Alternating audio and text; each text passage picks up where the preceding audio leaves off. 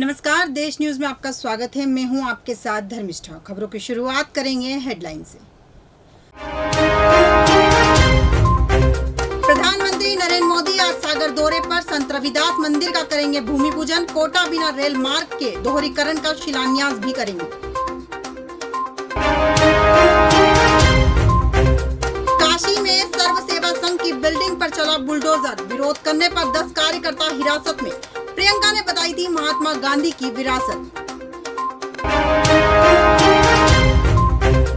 पाकिस्तान के बाद बांग्लादेश की टीम का ऐलान। एशिया कप 2023 के लिए बांग्लादेश की 17 सदस्यीय टीम की घोषणा।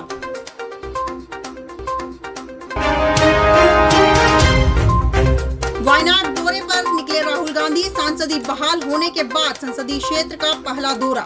10 अप्रैल के बाद अब गए हैं अपने संसदीय क्षेत्र में। मध्य प्रदेश में फर्जी नर्सिंग कॉलेजों के खिलाफ बड़ा एक्शन। भोपाल के 3 कॉलेज सहित 19 कॉलेजों की मान्यता निरस्त। संचालकों पर एफआईआर दर्ज करने की मांग। अब खबरें विस्तार से। इंडियन एयरफोर्स ने श्रीनगर एयरबेस पर MiG-29 फाइटर जेट को तैनात किया गया है। श्रीनगर एयरबेस चीन और पाकिस्तान के करीब है, इसलिए यहाँ MiG-29 की तैनाती अहम है। ये फाइटर जेट अब पाकिस्तान और चीन से आने वाले खतरों का जवाब देंगे। श्रीनगर में तैनात किए गए MiG-29 अपग्रेड किए गए हैं और मॉडर्न फीचर्स से लेस हैं। इनमें लंबी दूरी की एयर टू एयर मिसाइलें, एयर टू ग्राउंड वेपन्स और दूसरे खतरनाक हथियार जोड़े गए हैं। MiG-29 इस साल जनवरी में श्रीनगर एयरबेस पर पहुंचे थे। यहाँ तैनाती से पहले इन्होंने कश्मीर घाटी में उड़ान की लंबी प्रैक्टिस की थी। चाचू, टमाटर की माला, रिसेप्शन, यह बातें किसी घर, सड़क या मैरिज हॉल की नहीं, बल्कि उत्तर प्रदेश विधानसभा की है। 7 अगस्त को घमाघमी से शुरू हुई सत्र ठहाकों के बीच खत्म हो गया। पहले दिन सपा विधायक टमाटर की माला पहनकर विधानसभा पहुंचे, जिस पर खूब हंगामा हुआ। विधानसभा के इतिहास में पहली बार सदन में किसी एमएलए का रिसेप्शन हुआ। नहीं, ऐसे विधायकों की पोल भी खुली जो जनता के मुद्दे उठाने की बजाय चुप्पी साधे रहे। बोलने को कहा तो कुर्सी से उठकर चले गए। सदन के आखिरी दिन सीएम योगी आदित्यनाथ ने शिवपाल यादव को 8 बार चाचू कहा। इसके बाद खूब ठहाके भी लगे।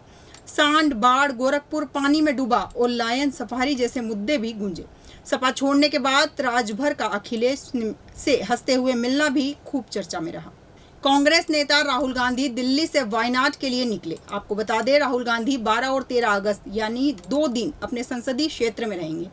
राहुल यहां एक जनसभा को भी संबोधित करेंगे। सांसदी बहाल होने के बाद राहुल का यह पहला वायनाड दौरा है। कांग्रेस महासचिव केसी वेणुगोपाल ने राहुल गांधी के दौरे की जानकारी दी है। उन्होंने बताया था कि वायनाड के लोग इस बात से बहुत खुश हैं कि लोकतंत्र की जीत हुई है। उनकी आवाज संसद में वापस लौट आई है। राहुल सिर्फ उनके सांसद ही नहीं, बल्कि परिवार के सदस्य जैसे हैं। ज्ञानवापी में वजूद स्थल को छोड़कर संपूर्ण परिसर के सर्वे का आज 10वां दिन है। सर्वेक्षण का 10वां दिन काफी महत्वपूर्ण है। एएसआई लगातार चल रहे सर्वे से 2 कदम आगे बढ़ेगी। इसमें जीपीआर मशीन लगाने की जगहों का मार्किंग सबसे अहम है। वहीं अंदर तहखाना साफ होने के साथ ही उसकी बारीकी से जांच की जा रही है। हाईकोर्ट के आदेश के बाद परिसर के ऐतिहासिक वजूद को खंगालने में टीमें जुट चुकी है। पत्थरों से लेकर जमीन तक, दीवार से लेकर नींव तक एएसआई अत्याधुनिक मशीनों से पड़ताल कर रही है। अब तक 40 सदस्यों की एएसआई टीम पूरी परिसर की 3D मैपिंग कर चुकी है। इस माप को डिजिटल नक्शे में दर्ज किया जा रहा है। भोपाल की एक युवती ने 10 साल पहले प्यार की खातिर घर परिवार छोड़ दिया। प्रेमी से शादी के लिए ईसाई धर्म भी अपनाया। इसके बाद भी उसे अशुद्ध कहकर ताने दिए गए।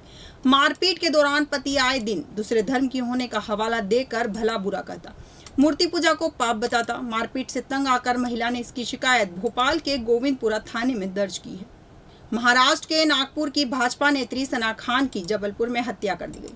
जबलपुर की गोरा बाजार पुलिस ने इस मामले में आरोपी अमित उर्फ पप्पू शाह को गिरफ्तार कर लिया है। आरोपी ने सना की हत्या कर शव को हिरन नदी में फेंकना कबूल किया है।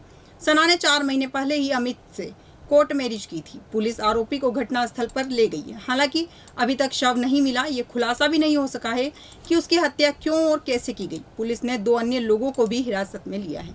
पाकिस्तान से आए टिड्डियों के दल ने 2019 में जो तबाही मचाई, उसने किसानों की आंखों में आंसू ला दिए थे। हजारों किसानों की फसलें चट करने के बाद पहली बार इनका आतंक बड़े शहरों में भी देखा गया। अब एक बार फिर से इन टिड्डियों के हमले का खतरा बढ़ चुका है। सर्वे में इनके कई जिलों में 155 स्पॉट मिले हैं। जैसलमेर से 150 किलोमीटर दूर मोहनगढ़ कस्बे में टिड्डियों का एक बड़ा दल 150 हेक्टेयर खेतों में डेरा डाले बैठा है। हालांकि ये अभी अंडों से निकले ही हैं, लेकिन तेजी से इनकी तादाद बढ़ती जा रही है। फिलहाल टिड्डी नियंत्रण दल के अधिकारी इसे कंट्रोल करने का दावा कर रहे हैं। हरियाणा के पानीपत जिले के गांव उटला में स्वास्थ्य विभाग की टीम ने एक फर्जी अस्पताल का भंडाफोड़ किया है। यहां कई सालों से जोड़ों के दर्द का इलाज करने वाले झोला छाप डॉक्टर प्रताप के घर पर टीम ने दबिश दी। जहां से फर्जी डॉक्टर को पकड़ा गया, उसके पास कोई डिग्री और डिप्लोमा नहीं। पुलिस ने आरोपी के खिलाफ विभिन्न धाराओं एवं एक्ट के तहत केस दर्ज कर लिया है। पंजाब के मुक्तसर के गांव लखेवाली में गोली लगने से घायल हुए भाजपा नेता सरबजीत सिंह काका लखेवाली की मौत हो गई। हालांकि पुलिस जांच में अब तक उन्हें गोली लगने के कारण स्पष्ट नहीं हो सके। आपको बता दें, जिला परिषद के सदस्य रह चुके हैं सरबजीत सिंह काका हाल ही में कांग्रेस छोड़कर भाजपा में शामिल हुए थे।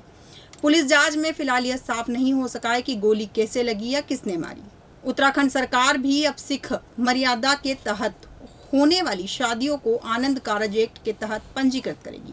मुख्यमंत्री पुष्कर धामी की अध्यक्षता में हुई कैबिनेट बैठक में इस फैसले के बाद उत्तराखंड देश का 10वां राज्य बन गया है। बैठक में सभी धर्मों के लिए विवाह पंजीकरण अनिवार्य कर दिया गया। उत्तराखंड की कैबिनेट बैठक में लिए गए फैसले के मुताबिक इसमें आनंद विवाह अधिनियम के तहत होने वाली शादियों को भी शामिल किया गया है, जिससे सिख समुदाय के लोग भी रजिस्ट्रेशन करा सकेंगे। खबरों में फिलहाल इतना ही। आप बने रहिए देश न्यूज़ के साथ। नमस्कार।